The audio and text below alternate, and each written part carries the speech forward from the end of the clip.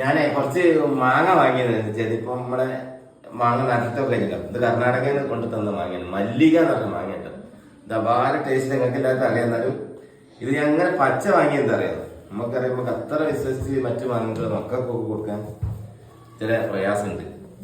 എല്ലാം അങ്ങനെയാണെന്നല്ല കേട്ടോ ഞാൻ പറയുന്നത്. അപ്പോൾ ഇത് നമ്മൾ പച്ച മാങ്ങനെ വാങ്ങിയിട്ട് മക്കൾക്ക് കൊടുക്കുന്ന സമയത്ത് നമുക്കൊന്ന് ധൈര്യപ്പെട്ട് കൊടുക്കല്ലോ. ഇത് വാങ്ങുമ്പോൾ തന്നെ ഏകദേശം 100 റുപ്യ വില ഉണ്ട്. അപ്പൊ ഇതിന് പച്ചക്കറിന്റെ കിലോ 100 റുപ്യാണ്.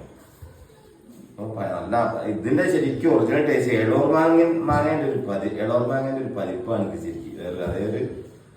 അതേ സ്വാദിന്റെ ഒരു മാങ്ങയാണ്.